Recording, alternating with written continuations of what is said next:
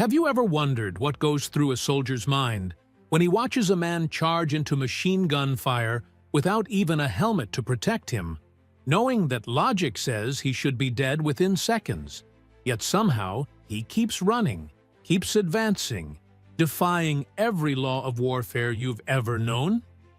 Before we dive into this incredible story, I need your help.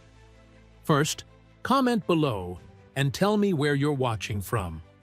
Second, hit that subscribe button because this channel depends on you to keep bringing these hidden stories to light. These are accounts that powerful forces tried to bury, and only with your support can we continue revealing the truth. The morning of June 8, 1943, dawned over the hills of southern Italy with an oppressive silence that made Captain Richard Morrison's skin crawl. He had been in the war long enough to know that silence before battle was never a good sign. It meant the enemy was waiting, watching, preparing. Morrison stood at the edge of the encampment, binoculars pressed to his eyes, scanning the rocky terrain that stretched between his position and the fortified German bunkers that dotted the hillside 300 yards ahead. Behind those concrete walls, heavy machine guns were trained on the only approach route his battalion could take. The objective was simple on paper. Take Hill 274. Secure the strategic position. Cut off the enemy supply line. But Morrison knew that simple objectives had a way of becoming bloodbaths. The terrain offered no cover, no trees, no boulders large enough to hide behind, just scrub brush and loose rock. Intelligence estimated at least 200 enemy soldiers dug into those positions with clear lines of fire covering every inch of ground. Command had given them 48 hours to take the hill or face encirclement. There was no way around it. They had to go through. Morrison turned to survey his men. 73 soldiers, most of them barely old enough to shave, huddled in foxholes and behind what little cover existed. They knew what was coming. You could see it in their eyes, that hollow look of men who had calculated their odds and didn't like the mathematics of survival. Among them sat a figure that had been the subject of whispered conversations since he'd arrived at the battalion 2 weeks earlier. Private Joseph Blackfeather sat apart from the others, cross-legged on bare rock, eyes closed, lips moving silently. He was Lakota, from the Pine Ridge Reservation in South Dakota, though his file indicated he'd grown up in Oklahoma after his family had been relocated during the Indian Reorganization Act. 26 years old, lean and muscular, with obsidian dark eyes that seemed to look through people rather than at them. He had volunteered for service despite having every legal exemption available to him. When asked why, he'd simply said that his people had been warriors long before there was a United States, and he would not be the generation that forgot how to fight. The other soldiers kept their distance from Blackfeather, not out of hostility, but out of an uneasy respect mixed with superstition. He moved differently than they did. When they scrambled and stumbled over rough terrain, he seemed to glide. When they fired their weapons with the nervous energy of men trying to hit something, anything, he fired with an economy of motion that wasted no bullets. He never complained, never showed fear, never sought the approval or camaraderie that bound the other men together. He was there, present in body, but somehow existing in a different dimension of experience. Morrison had tried to connect with him once, asking about his background, his family, his reasons for enlisting. Blackfeather had looked at him with those unsettling eyes and said simply, "My grandfather died at Wounded Knee, not in battle. He died in the snow, unarmed, shot in the back while trying to protect my grandmother. He was a warrior who never got to die as one. I carry his name. I will not carry his shame." The statement had chilled Morrison more than any enemy fire ever had. There was something in Blackfeather's voice, a certainty, a resignation, an acceptance of a fate already chosen that made Morrison want to assign him to rearguard duty, anything to keep him away from the front. But the truth was, Blackfeather was the best soldier in the battalion. His marksmanship scores were perfect. His physical conditioning was superhuman. His tactical instincts in the 3 small skirmishes they'd encountered were flawless. Keeping him in the rear would be like benching your star quarterback because you were afraid he might get hurt. At 0900 hours, Lieutenant Colonel Hastings arrived at the forward position in a jeep that kicked up dust and announced his presence to anyone watching. Morrison saluted, already knowing what the colonel was about to say. "We attack at 0930, Hastings said without preamble. "Artillery will soften them up for 10 minutes. Then you take your men over the top. High command is breathing down my neck. Morrison, we need this hill by nightfall." Morrison nodded, though every instinct screamed that 10 minutes of artillery wouldn't be nearly enough to soften positions that well fortified. "Sir, permission to scout alternate routes. There might be a flanking approach through the eastern ravine." Hastings shook his head. "No time. Engineers say the ravine is probably mined, and even if it's not, it would take hours to navigate." "We don't have hours. The Germans are bringing reinforcements up from the coast. If we don't take this position now, we'll be the ones getting flanked." He paused, his eyes scanning the hill ahead. "I know it's a tough nut, Captain, but that's why you're out here. Make it happen." As Hastings departed, Morrison gathered his sergeants. They stood in a tight circle, speaking in low voices while artillery crews several hundred yards behind them prepared their guns. Sergeant William O'Reilly, a Boston native with 3 kids back home, voiced what everyone was thinking. "Captain, this is suicide, pure and simple. We'll lose half the men in the first 50 yards. "I know," Morrison said quietly, "but we have orders." "Orders," spat Sergeant James Mitchell, a farm boy from Kansas who'd seen his best friend's head explode 2 months earlier at Anzio. "Orders are going to get us all killed." Morrison had no response to that because Mitchell was probably right. He'd been in enough battles to know that sometimes orders and survival were mutually exclusive concepts. "We'll advance in 3 waves, he finally said. "First wave draws their fire and identifies gun positions.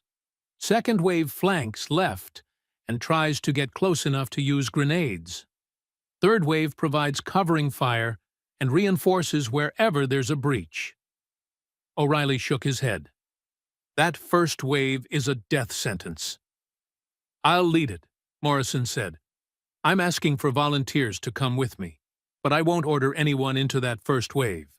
A heavy silence fell over the group. Leading the first wave meant almost certain death or serious injury. It meant being the one who found out where the machine guns were by running into their fire. It meant sacrificing yourself so others might have slightly better odds. "I'll go." The voice came from behind them. They turned to find Private Blackfeather standing there, though none of them had heard him approach. He wasn't asking permission. He was stating a fact. "Blackfeather, you don't have to," Morrison began. "Neither do you, Captain," Blackfeather interrupted, his voice calm. "But you're going anyway. So am I." Morrison studied the private's face, looking for signs of bravado, fear, anything that might indicate this was a rash decision. He found nothing but absolute certainty. "All right," Morrison said finally. "Anyone else?" 6 more men volunteered. Young men, most of them, who Morrison suspected were motivated more by shame at the thought of letting their captain and an Indian soldier lead while they held back than by actual courage. But he accepted them anyway. War had a way of turning shame into bravery, and the line between the two was often invisible. At 0920, the artillery barrage began. For 10 minutes, the hill erupted in plumes of dirt, smoke, and shattered concrete as American guns hurled explosive shells into the German positions. Morrison watched through binoculars, hoping to see signs of significant damage, of bunkers collapsing, of enemy soldiers retreating. He saw smoke and chaos. But when the barrage lifted, he could still make out the dark rectangular slits of machine gun emplacements. They were still there, still waiting. "Fix bayonets," Morrison ordered. The metallic click of steel blades locking onto rifle barrels rippled through the assembled soldiers. "First wave, with me. On my signal." The 8 men of the first wave lined up along the edge of their position. Morrison's heart hammered in his chest. His mouth was dry. His hands trembled slightly as he gripped his rifle. This was it. The moment where training and theory met the brutal reality of charging into withering fire. He glanced to his right. Blackfeather stood beside him, rifle held loosely, face completely calm. No helmet. Morrison did a double take. "Private, where's your helmet?" Blackfeather's eyes met his. "I'm not wearing one, sir." "The hell you're not. Put on your helmet. That's an order." "With respect, Captain, I decline." Morrison stared at him in disbelief. Refusing a direct order in combat was grounds for court-martial, possibly execution. But more than that, it was insane. Shrapnel, bullets, debris. A helmet could mean the difference between a concussion and a fatal head wound. "Blackfeather, I'm not asking—" "My grandfather's people believed that a warrior should face death with his eyes open and his head bare, so the spirits could see his courage and guide him to the next world. I'm not doing this for superstition, Captain. I'm doing it because if I'm going to die today, I'm going to die as my ancestors did, on my feet, moving forward, with nothing between me and the sky." There was no time to argue. The artillery had stopped. The Germans would be recovering, repositioning, preparing for the assault they knew was coming. Every second of delay gave them more time to set up killing fields. Morrison made a decision that would haunt him for the rest of his life. He let it go. "Your funeral," he muttered, then raised his arm and shouted, "First wave! Advance!" They climbed out of their positions and began running toward the hill. The first 50 yards were the longest of Morrison's life. His boots pounded rocky soil. His breath came in ragged gasps. Beside him, he could hear the other men, their equipment rattling, their breathing harsh, their footsteps erratic. Except for Blackfeather. Blackfeather ran in near silence, his movements fluid, his breathing controlled. Then the machine guns opened fire. The sound was apocalyptic, a roaring, chattering thunder that seemed to tear the air itself apart. Tracers streaked across the open ground like deadly fireflies. Morrison heard screams, felt something hot zip past his ear, saw Private Collins to his left jerk backward as rounds stitched across his chest. He dove for a depression in the ground, little more than a shallow dip that barely concealed him. Bullets kicked up dirt inches from his face. He pressed himself flat, trying to become one with the earth. His rifle clutched uselessly beneath him.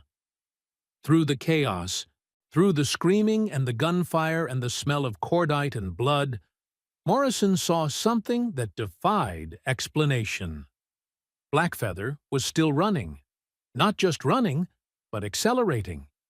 His head bare, his expression fierce, he sprinted directly toward the nearest machine gun nest, as if the bullets couldn't touch him. Morrison watched, transfixed, as rounds seemed to pass through the spaces where Blackfeather had been milliseconds before. The German gunners were tracking him. Morrison could see the tracer rounds converging on the charging figure, but somehow Blackfeather was always one step ahead, one movement to the left or right that put him just outside the killing zone. It was impossible. The Germans were trained professionals. Their weapons could fire 800 rounds per minute. At this range, with clear fields of fire, nothing should have survived. Yet Blackfeather kept coming. 75 yards, 60 yards, 50 yards. Morrison could see the German machine gunners now, could see them adjusting their aim, pouring more fire at this single crazy target who refused to fall. Blackfeather dropped to one knee, raised his rifle, and fired 3 shots in rapid succession. Through his binoculars, Morrison saw a German soldier slump forward over his weapon. Blackfeather was up and running again before the body hit the ground. 40 yards, 30 yards. He pulled a grenade from his belt, yanked the pin with his teeth, and hurled it in a perfect arc that sent it sailing through the horizontal slit of the machine gun nest. The explosion was muffled, contained within concrete walls, but smoke and debris erupted from the opening. The gun fell silent. The second wave had seen what happened. Had seen one man, one Indian soldier, without even a helmet, charge 300 yards through machine gun fire and take out a fortified position. It did something to them, something primal and powerful that overrode fear and common sense. They came over the top screaming, not the organized advance Morrison had planned, but a wild, furious rush inspired by witnessing what should have been impossible. Morrison scrambled to his feet and ran with them. He had no choice. He was their officer, and if a private had the courage to do what Blackfeather had just done, he'd be damned if he'd cower in a ditch.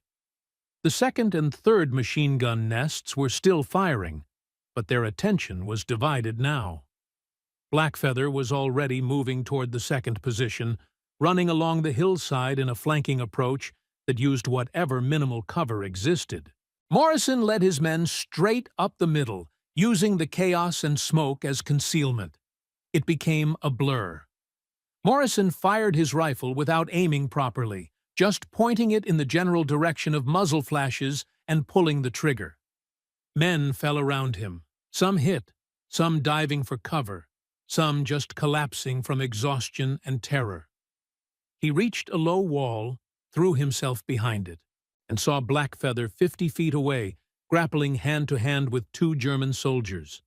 The Indian was impossibly fast, impossibly strong. He broke one man's arm with a single twisting motion, then drove his helmet into the face of the second. Both Germans went down hard. The battle raged for 90 minutes. What should have been a slaughter turned into a desperate, close-quarters brawl as American soldiers, emboldened by Blackfeather's impossible charge, threw themselves at positions they should never have been able to reach. The Germans fought hard, but they were stunned, disoriented by the ferocity of an attack that shouldn't have gotten past the first machine gun. By 1100 hours, the hill was in American hands. 32 American soldiers were dead, another 19 wounded. But they'd done it. Morrison found Blackfeather sitting on a pile of rubble, calmly cleaning his rifle. Not a scratch on him, not even breathing hard. Around them, medics moved among the wounded while other soldiers secured prisoners and cleared bunkers. Morrison walked over on shaking legs, his uniform torn and bloodied, though none of it was his own blood. "How?" Morrison asked simply. "How did you do that?" Blackfeather looked up at him with those dark eyes. "My grandfather told me that fear is a choice. Pain is a choice. Death is inevitable. But how we meet it is the only real decision we ever make. I chose not to fear. So the bullets missed." "That's not an answer," Morrison said, though his voice held no anger, only exhaustion and awe. "It's the only answer I have, Captain." Morrison sank down beside him, too tired to stand any longer. "You're the bravest man I've ever seen. Or the craziest. I haven't decided which. Both, probably, Blackfeather said with the faintest hint of a smile. My people have a saying. Sometimes the spirits protect the foolish, because the wise are too smart to need protection. Morrison laughed despite himself, a brittle sound that carried more hysteria than humor. They sat in silence for a while, surrounded by the aftermath of violence, listening to the moans of the wounded and the nervous chatter of men who'd survived something they couldn't quite believe. Finally, Morrison spoke again. Command is going to want to know what happened here, how we took this position against those odds. What do I tell them? Blackfeather stood, slinging his rifle over his shoulder. Tell them we had an Indian who forgot his helmet, he said, then walked away to help the medics with the wounded. That should have been the end of the story. A remarkable moment of courage in a war filled with remarkable moments. But it wasn't, because what happened on Hill 274 was only the beginning. Over the following weeks and months, as Morrison's battalion pushed deeper into Italy, then later into France and Germany, Blackfeather repeated his impossible feat again and again.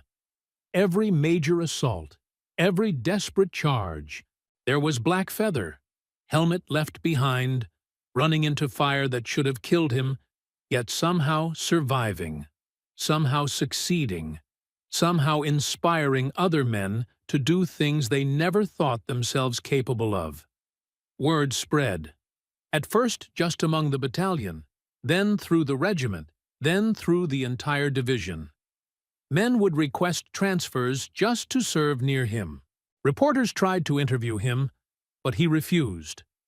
Command wanted to give him medals, promotions, anything to capitalize on the phenomenon of the Indian soldier who couldn't be killed. Blackfeather declined everything. He remained a private, remained silent about his methods, remained focused on the single objective of moving forward, always forward, toward the enemy.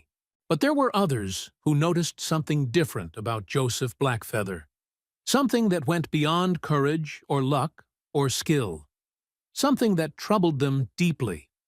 It started with Corporal Daniel Whitmore, a medic from Virginia who had treated hundreds of wounded soldiers and developed an instinct for reading men under stress. After the battle at Hill 274, Whitmore approached Morrison privately in the captain's tent. The medic looked exhausted, his uniform still stained with other men's blood, his hands trembling slightly as he lit a cigarette. "Captain, I need to talk to you about Blackfeather," Whitmore said, his voice low. Morrison looked up from the after-action report he was writing. "What about him?" "I've been watching him, really watching him. And, sir, there's something wrong." Morrison set down his pen. "Wrong how?" Whitmore took a long drag on his cigarette, as if gathering courage. "He doesn't bleed, sir. Not the way normal men do." "What the hell are you talking about?" "During the fight today, I saw him take hits, twice, maybe 3 times. Rounds that should have at least grazed him, left marks, caused bleeding. But when I checked him after, nothing. Not a scratch, not even bruising. And Captain, I've been doing this long enough to know what I saw. Those bullets hit him." Morrison felt a chill run down his spine. "You're tired, Corporal. We're all tired. In the heat of battle, it's easy to think you saw something that didn't happen." "That's what I told myself," Whitmore said, his voice rising slightly. "But it's not just me. Thompson saw it too. And Martinez. We compared notes. Sir, at least 4 rounds hit Blackfeather during that charge. We all saw the impacts. We saw his uniform jump where the bullets hit. But afterwards, nothing. How do you explain that?" Morrison had no explanation. He'd been too busy trying to stay alive to watch Blackfeather's charge in detail. But he remembered the impossibility of it.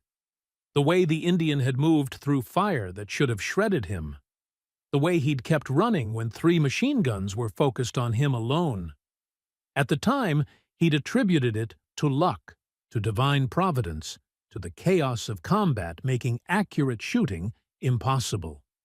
But if Whitmore was right, if Blackfeather had actually been hit and somehow survived without injury, that changed everything. "I'll look into it," Morrison said finally. "But, Corporal, I don't want you spreading this around. The last thing we need is superstitious nonsense affecting unit cohesion. Understood?"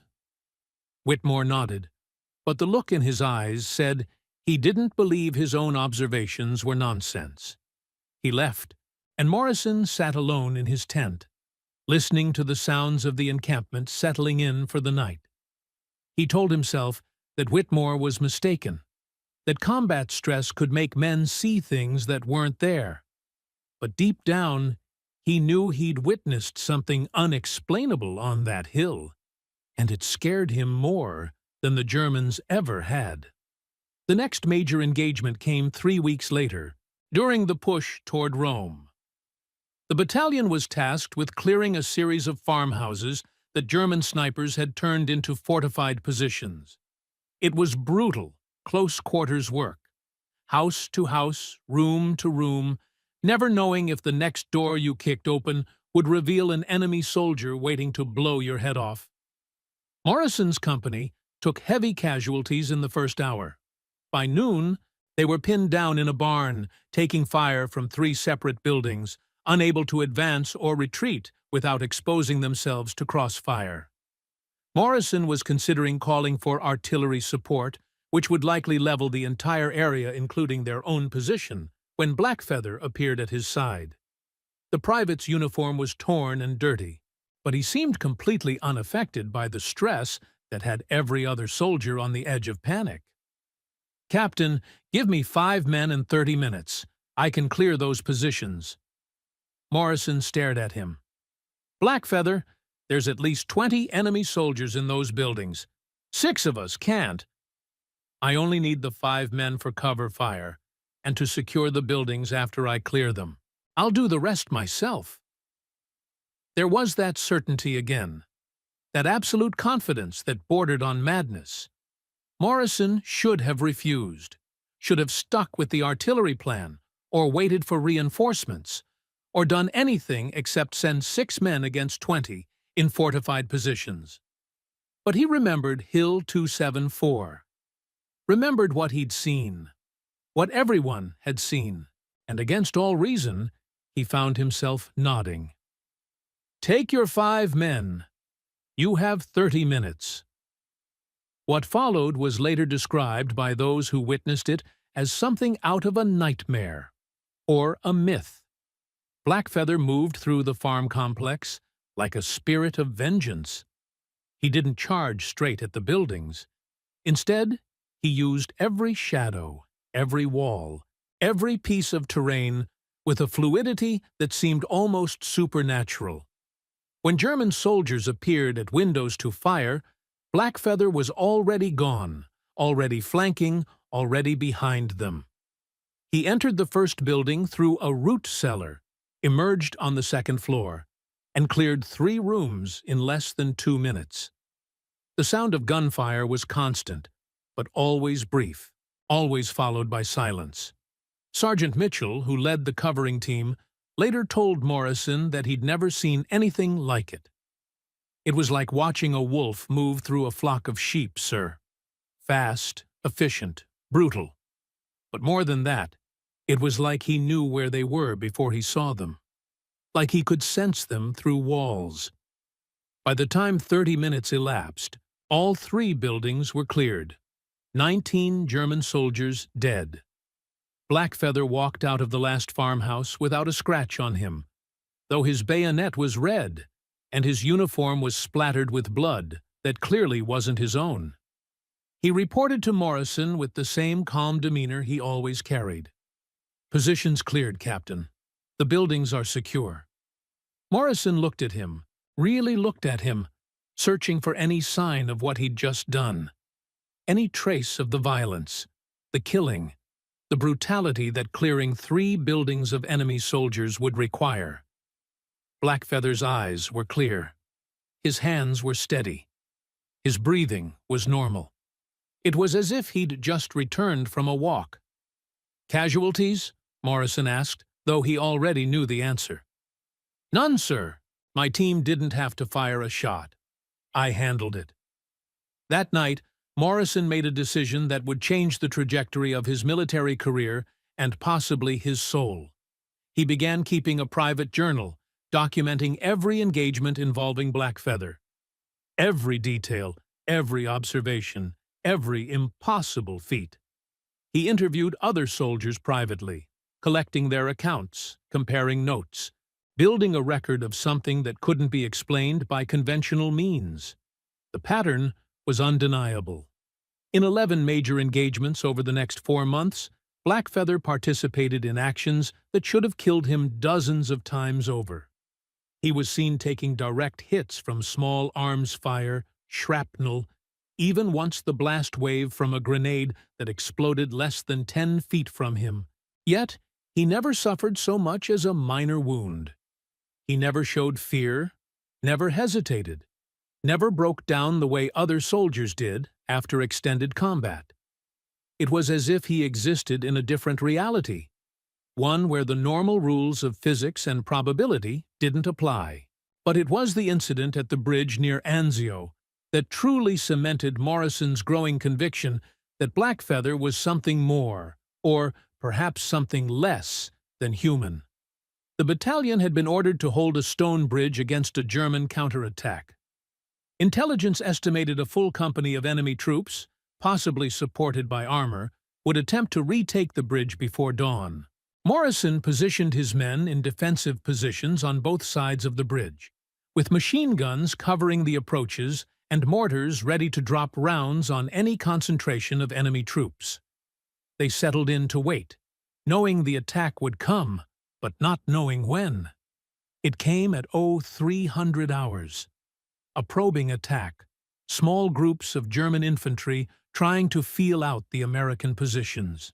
Morrison's men repelled them easily, but he knew this was just the prelude. The main assault would follow.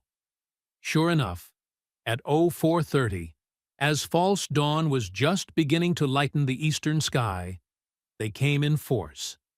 At least 200 soldiers, advancing in coordinated waves, with 2 tanks providing support fire. The battle was chaos. American machine guns cut down the first wave, but the second wave came through the smoke and confusion. Mortar rounds fell among Morrison's positions, killing and wounding his men. One of the tanks got close enough to the bridge to fire point-blank into the American positions, destroying a machine gun nest and killing 5 soldiers. Morrison realized they were going to be overrun. There were simply too many enemy troops, and his men were exhausted, running low on ammunition, starting to break. That's when Blackfeather did something that defied not just explanation, but sanity itself. He stood up in full view of the enemy and began walking toward the advancing German line. Not running, not charging, just walking. Calm and purposeful, as if he were strolling through a park rather than into the teeth of 200 rifles and 2 tank cannons. Soldiers on both sides stopped firing, stunned by what they were seeing. Even the Germans seemed confused, uncertain whether this was some kind of trick or surrender or suicide attempt. Blackfeather raised his rifle and fired. A German officer fell. He worked the bolt, fired again. Another soldier dropped. He kept walking, kept firing, 1 shot every 3 seconds, and every shot found its mark. The Germans recovered from their shock and opened fire. Dozens of rifles, hundreds of rounds, all concentrated on this single target walking toward them with suicidal calm. Morrison saw the impacts, saw Blackfeather's uniform shredding under the fusillade, saw him stumble once, twice, but somehow keep walking, keep firing. One of the tanks turned its main gun toward Blackfeather. Morrison screamed a warning, though he knew it was useless. The tank fired. The explosion should have vaporized Blackfeather. should have left nothing but a crater and scattered remains. Instead, when the smoke cleared, Blackfeather was still standing. His uniform was gone, burned away by the blast. Blood covered his torso, whether from wounds or the sheer concussive force of the explosion, Morrison couldn't tell. But he was standing, and he was still advancing. The effect on the German soldiers was immediate and catastrophic. These were hardened veterans, men who had fought across North Africa and Italy, who had seen the worst that war could offer. But what they were witnessing now broke something fundamental in their understanding of reality. Men began to retreat. Others threw down their weapons. The tanks, perhaps driven by crews who decided that anything that could survive a direct hit from a 75mm cannon was not something they wanted to fight, reversed and withdrew. Within 15 minutes, the German assault had completely collapsed. They fled back across the open ground they'd so confidently advanced across, leaving their dead and wounded behind. Morrison ordered his men to hold position and not pursue. He ran to where Blackfeather had collapsed, finally, 50 yards from the American lines. Whitmore and 2 other medics were already there, frantically trying to assess the private's injuries.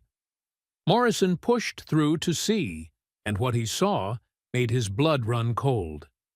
Blackfeather's body was a road map of injuries that should have been fatal.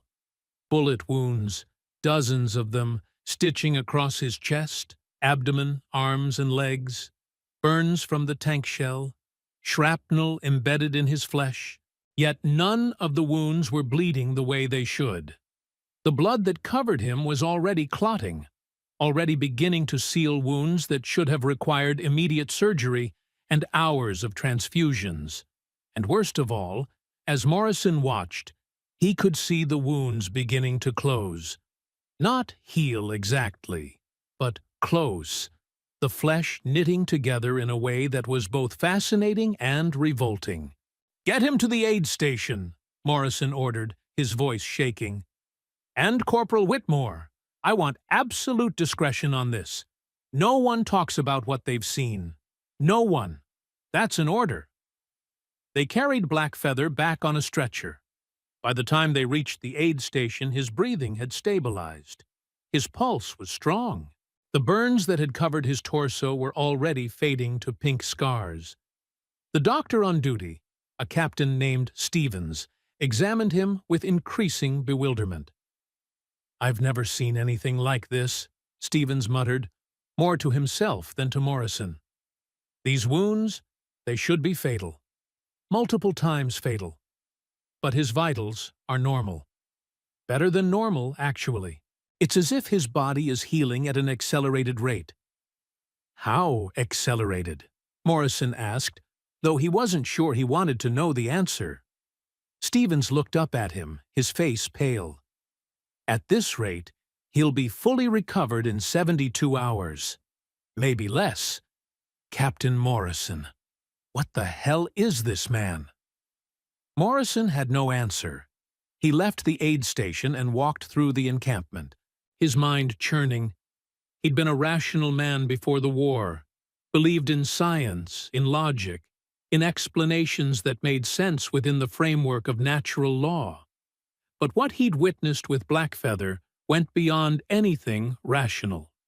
It suggested possibilities that Morrison's worldview couldn't accommodate, possibilities that terrified him because they meant the universe was stranger and more dangerous than he'd ever imagined. He found himself at the chaplain's tent. Father Michael O'Brien, a priest from Boston, was preparing for morning services. He looked up in surprise as Morrison entered. "Captain, you look like you've seen a ghost." Morrison sat heavily on a folding chair. "Father, do you believe in the supernatural, in things that can't be explained by science or reason?" O'Brien studied him carefully. "I'm a priest, Captain. My entire faith is built on the supernatural. The resurrection, miracles, the transubstantiation of bread and wine into the body and blood of Christ. Of course I believe. Why do you ask? Morrison told him everything. The charge at Hill 274, the farmhouse clearings, the bridge at Anzio, the wounds that didn't bleed properly, that healed impossibly fast, Blackfeather's absolute calm in the face of death, his seeming invulnerability, his ability to survive things that should have killed him 10 times over. When he finished, O'Brien was silent for a long time. "What do you think he is?" Morrison asked finally.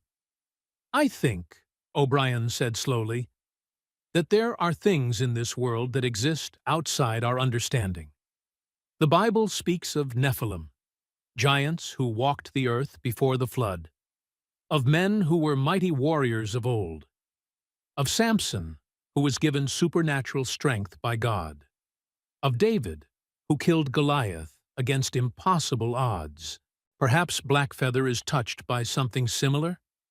Perhaps his people's old gods, or perhaps the Christian God working through him. Or perhaps," he paused, his face troubled, "perhaps something darker." "Darker how?" "There are old legends, Captain. Native American legends, European legends, legends from every culture about warriors who made bargains for power, who traded their humanity, or their souls, for strength and invulnerability in battle. Men who couldn't be killed by normal means because they weren't entirely human anymore. Berserkers, skinwalkers, Wendigo. Different names, but the same essential concept. Warriors who gave up part of themselves to become weapons." Morrison felt sick. "You think Blackfeather made some kind of deal with the devil?" "I don't know what I think," O'Brien admitted, "but I know this. If what you're telling me is true, if this man really can't be killed by conventional means, then he's either blessed by God or cursed by something else. And Captain, the fact that he refuses to wear a helmet, that he seems to seek out death rather than avoid it, that troubles me. It suggests a man who's already dead inside, who's just waiting for his body to catch up." Morrison left the chaplain's tent with more questions than answers. Over the following weeks, as the battalion continued its push through Italy, he watched Blackfeather more carefully. And what he saw did nothing to ease his concerns. Blackfeather was changing. Or perhaps he'd always been this way, and Morrison was only now seeing it clearly. The private spoke less and less. He stopped eating with the other soldiers. He spent his nights alone, sometimes sitting motionless for hours, sometimes walking the perimeter with a restlessness that suggested he could never truly rest.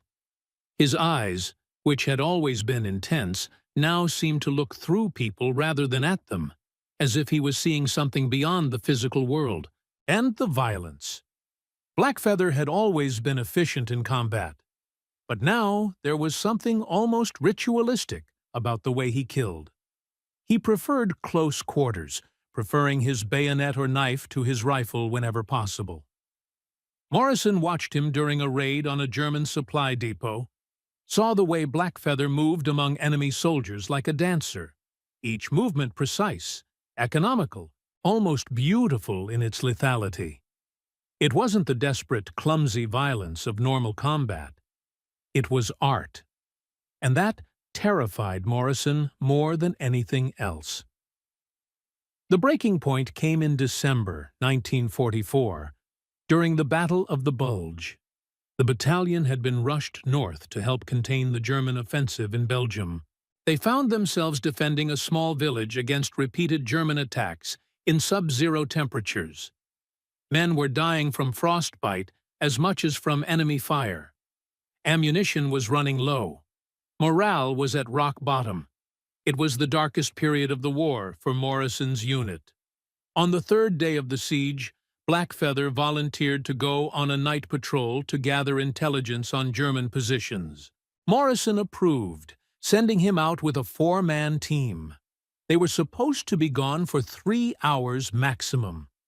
12 hours later, only Blackfeather returned. He walked into the American lines at dawn, covered in blood, carrying German dog tags and papers that would later prove invaluable in planning the American counterattack. When Morrison asked about the other 4 men, Blackfeather's response chilled him to the bone. "They died, sir. The Germans got them." "What happened?" "We were spotted. The patrol was ambushed. I tried to save them, but there were too many Germans, so I killed as many as I could and gathered the intelligence we needed." Morrison studied his face, looking for grief, for guilt, for any emotion at all regarding the death of 4 men he'd been responsible for. He found nothing, just that calm, empty gaze. "How many Germans did you kill, Private?" "I stopped counting at 30, sir, maybe more." 30. In the middle of a German-controlled area, surrounded by enemy troops, Blackfeather claimed to have killed 30 soldiers and escaped without a scratch. Morrison wanted to believe it was bravado, exaggeration, the kind of tall tale soldiers told to make themselves feel better about surviving when their comrades died. But he knew better. He knew that if Blackfeather said he'd killed 30 men, he'd probably killed 40. That night, Morrison made a decision that would haunt him for the rest of his life. He went to Colonel Hastings and requested that Private Blackfeather be transferred out of his battalion. He didn't explain why, couldn't explain why without sounding insane. He simply said that he felt Blackfeather would be better utilized elsewhere. Hastings refused. Blackfeather was too valuable, too effective, too much of a morale booster for the other men. The request was denied. The war in Europe ended in May 1945. Morrison's battalion was one of the units that pushed into Germany itself, witnessing firsthand the horrors of the concentration camps, the devastation of total war, the collapse of the Third Reich. Through it all, Blackfeather continued to survive, continued to fight, continued to kill with that same eerie calm. By the time Germany surrendered, he had been involved in over 60 major combat engagements. He'd been recommended for the Medal of Honor 3 times, though each time the recommendations had mysteriously been lost or rejected on technicalities. He'd been shot, stabbed, blown up, and subjected to violence that should have killed him 100 times over. And he didn't have a single scar to show for it. When the battalion was finally rotated back to the United States in July 1945, Morrison made a point of speaking with Blackfeather one last time. They stood on the deck of the transport ship, watching the European coast disappear into the distance, surrounded by hundreds of soldiers who were heading home to try to rebuild the lives the war had taken from them. "What will you do now?" Morrison asked. "Back to the reservation?" Blackfeather shook his head. "My grandfather is dead. My family is scattered. The reservation is just another kind of prison. I think I'll keep moving, keep fighting. There's always another war somewhere." "That's no life, Blackfeather. You need to find peace. Find something to live for instead of just another enemy to kill." Blackfeather turned to look at him, and for the first time, Morrison thought he saw something in those dark eyes. Not quite emotion, but perhaps the shadow of whatever had once been human in the man. "Captain, I died at Hill 274. Everything since then has just been momentum.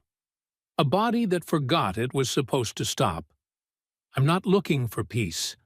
I'm looking for an end, but it seems the universe isn't ready to give me one." He walked away, leaving Morrison alone with those words. Morrison never saw him again.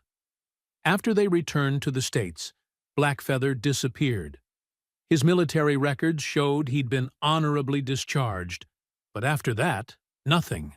No forwarding address, no contact with the VA, no record of employment or housing. It was as if he'd simply vanished into the American landscape. Morrison tried to forget about him, tried to move on with his life. He married, had children, built a successful career as a civil engineer. But he never stopped thinking about Joseph Blackfeather and what he'd witnessed during the war. He kept his journals hidden, afraid that if anyone read them, they'd think he'd lost his mind. But in his private moments, in the dead of night, when old memories refused to stay buried, he would take out those journals and read them, reminding himself that what he'd seen was real, that somewhere out there, something that looked like a man, but might be something far stranger, was still walking the earth. In 1968, Morrison received a letter. No return address. Inside was a newspaper clipping about a battle in Vietnam. The article mentioned an unnamed American advisor who had led a team of South Vietnamese soldiers in a raid on a Viet Cong stronghold. The raid had been successful against overwhelming odds. The advisor had reportedly walked through heavy fire without injury and killed over 20 enemy soldiers in close combat. At the bottom of the clipping, someone had written in neat handwriting, "Still looking for that end, Captain."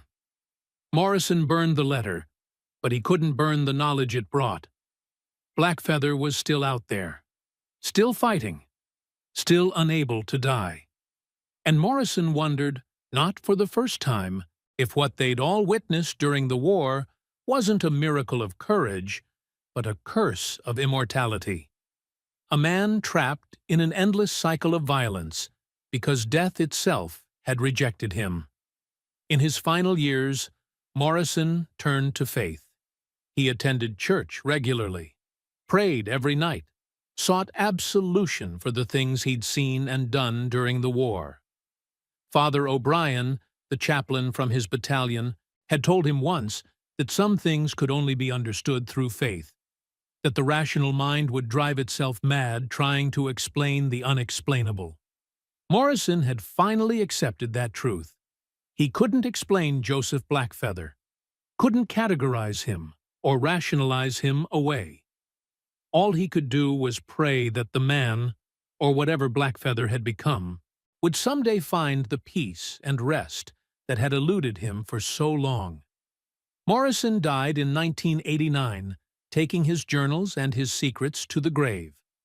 But his son, while going through his father's effects, found those journals, found the accounts of impossible courage, of wounds that healed too fast, of a Native American soldier who charged into death without a helmet and emerged victorious against all odds. The son, a journalist, investigated. He contacted other veterans from his father's battalion, those who were still alive. Their stories matched. They'd all seen it. They'd all witnessed something that couldn't be explained. The journalist tried to track down Joseph Blackfeather. He found records of the man's enlistment, his service, his honorable discharge, but after that, nothing definitive. There were rumors, of course, sightings of a Native American man matching Blackfeather's description involved in various conflicts around the world. Vietnam, as Morrison had discovered. Later, whispers from El Salvador, Afghanistan, Bosnia, always the same pattern. A lone fighter who seemed invulnerable, who turned the tide of impossible battles, who disappeared before anyone could question him too closely. The journalist published an article about his findings in 1992. It was picked up by several military history magazines. Some readers dismissed it as urban legend, the kind of tall tale that springs up around every war. Others found the story compelling, even troubling. A few veterans came forward with their own stories of similar encounters. A Marine in Vietnam who swore he'd fought alongside a Native American who couldn't be killed.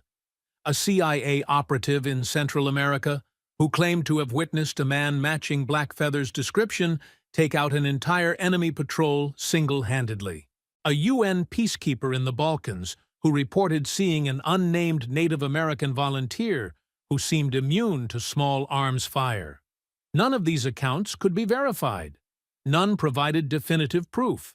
But taken together, they suggested a pattern. A presence, something or someone moving through the world's conflicts, drawn to violence, unable or unwilling to stop fighting.